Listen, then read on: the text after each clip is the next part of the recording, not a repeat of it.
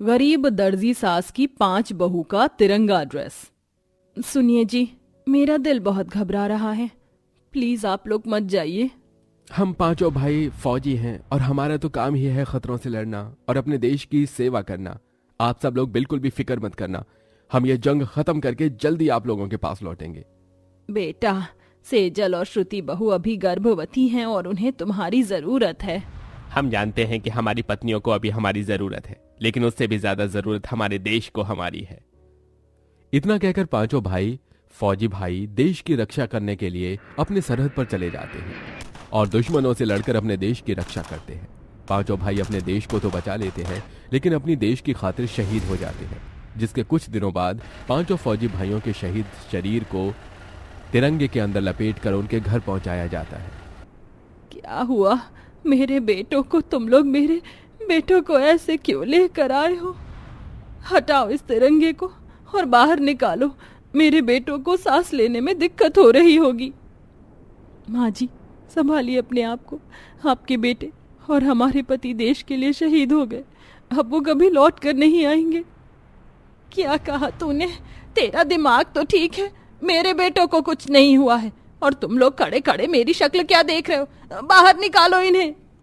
अपने पांचों बेटों को देश के लिए शहीद होता देख अब अभिलाषा फौजियों के नाम से ही चिढ़ने लगी थी। अभिलाषा किसी को भी फौज में जाता देखती तो उसकी आंखों के सामने उसके पांचों बेटों की तिरंगे में लिपटी लाश आ जाती। राजू बेटा, मुझे गर्व है कि मेरा बेटा एक फौजी बन गया और अब अपने देश के लिए अपना कर्तव्य निभाएगा। राजू की माँ, तुम कहीं पागल तो नहीं हो गई हो? एक तो तुम्हारा इकलौता बेटा है और तुम उसे फौज में भेज रही हो। लेकिन काकी, इसमें बुरा ही क्या है? अगर मैं अपने देश के लिए शहीद हो जाता हूँ तो ये तो बड़ी गर्व की बात होगी ना। मैंने अपने 5 जवान बेटे खोए हैं, मैं ही जानती हूँ कि एक माँ को कैसा महसूस होता है। राजू की माँ, तुम अपने बेटे को फौज में नहीं भेजोगी। अभिलाषा इससे आगे और कुछ बोलती उससे पहले उसकी पांचों बहुएं वहां आ जाती हैं और अपनी सास को वहां से ले जाती हैं। अपने पांचों बेटों की शहीद होने के बाद अब बेचारी अभिलाषा को अपने घर का खर्चा सिलाई करके चलाना पड़ता था। अभिलाषा तो अपने पांचों बेटों की आ रही पेंशन के पैसे तक को नहीं छूती थी और खुद दिन रात सिलाई करके घर का खर्चा चलाती थी। मुझसे माँ जी की ऐसी हालत देखी नहीं जा रही। माँ जी को सदमा लगा है और अब तो उन्हें फौजियों से भी नफरत होने लगी है। ये सब देखकर हमारे पतियों की आत्मा को कितना ज्यादा दुख होता होगा। अब हमें ही कुछ ना कुछ करना पड़ेगा और माँ जी को ये दोबारा एहसास दिलाना पड़ेगा कि उनके बेटों ने कितना गर्व का काम किया है देश के लिए अपने आप को शहीद करके। लेकिन कैसे पल्लवी? देवी, लक्ष्मी, क्यों ना अब हम तीनों अपने पतियों के जैसे एक फौजी बने और अपने देश की रक्षा करें और माँ जी को ये एहसास दिलाएं कि उनके दिल में जो फौजियों के लिए नफरत है वह कितनी ज्यादा गलत है। लेकिन कैसे पल्लवी? मगर माँ जी हमें कभी फौजी नहीं बनने देंगी। मेरी एक दोस्त है, उसका भाई भी एक फौजी है, उसकी मदद से हम लोग इसका एंट्रेंस एग्जाम दे सकते हैं और साथ ही साथ इसकी ट्रेनिंग भी ले सकते हैं। हम माँ जी को इसके बारे में कुछ भी नहीं बताएंगे, सही समय आने पर हम माँ जी को सब कुछ बता देंगे। श्रुति और सेजल दोनों ही गर्भवती होती हैं, इसलिए वो एंट्रेंस एग्जाम नहीं दे सकती थी, लेकिन बाकी तीनों बहुओं का पूरी तरह से साथ देती हैं। लेकिन तुम तीनों को एक साथ ही अपने मायके क्यों जाना है? श्रुति और सेजल बहू भी अभी गर्भवती हैं और मैं भी सुबह से शाम तक दर्जी के काम में ही लगी रहती हूँ। ऐसे में उनको तुम तीनों की जरूरत पड़ेगी। इन्हें जाने दीजिए, हम अभी खुद को संभाल सकते हैं।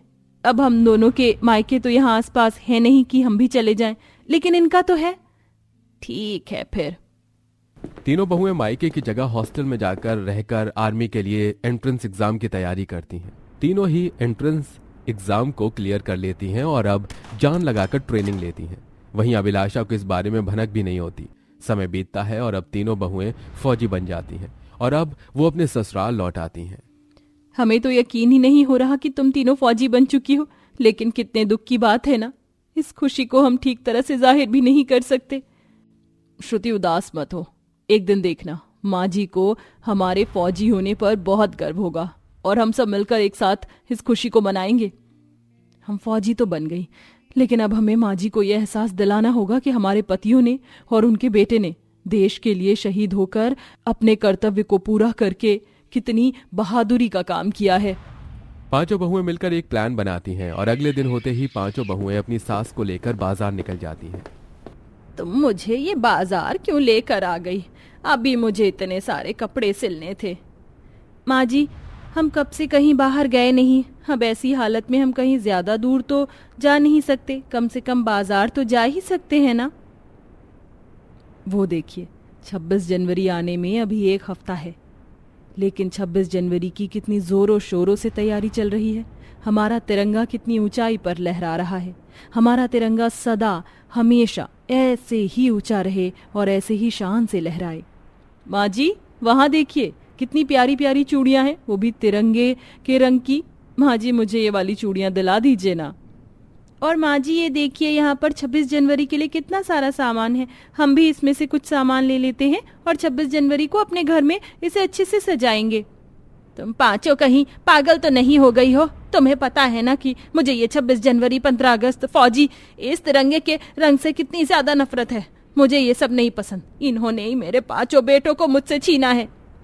लेकिन माँ जी, अभिलाषा अपनी बहू की एक नहीं सुनती और वहां से चली जाती है। जिसके बाद पांचों बहुएं और सास दुर्गा माता के मंदिर में जाती हैं और पूजा करके वहां से लौटती हैं कि तभी रास्ते में जमी लोगों की भीड़ देख अभिलाषा और उसकी पांचों बहुएं भी वहां पर आ जाती हैं।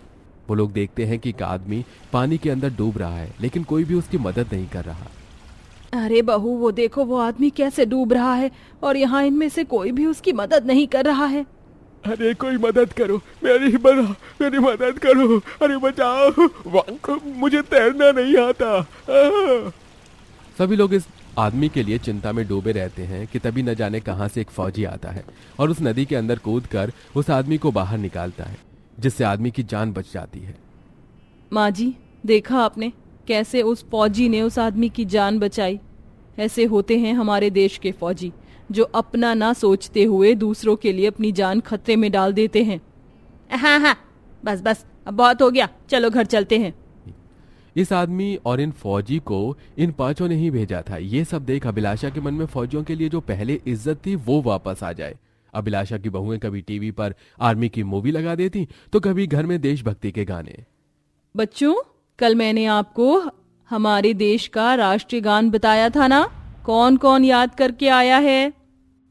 मैडम, मैं याद करके आया हूँ। जनी गनी मानी अधिनायक है। Very good. एक फौजी की पत्नी होते हुए तुम्हें हमारे देश का राष्ट्रगान नहीं आता? बेटा, जनी गनी मानी नहीं होता, बल्कि जन गण मन अधिनायक जय हे भारत भाग्य विधाता होता है। माँ जी, अगर गलत गा भी रहे हैं तो क्या हुआ? तुम पांचों को शर्म नहीं आती फौजियों की पत्नी होते हुए ऐसी बातें करते हुए? तुम्हारे पतियों ने देश के लिए अपनी जान दे दी और तुम पांचों ऐसी बातें कर रही हो। आपको आखिरकार ये समझ आ ही गया कि आपके 5 बेटों ने कितना गर्व और बहादुरी का काम किया है। इसलिए हम आज आपको एक सच बताने वाले हैं जो हमने आपसे अब तक तो छुपाए रखा था।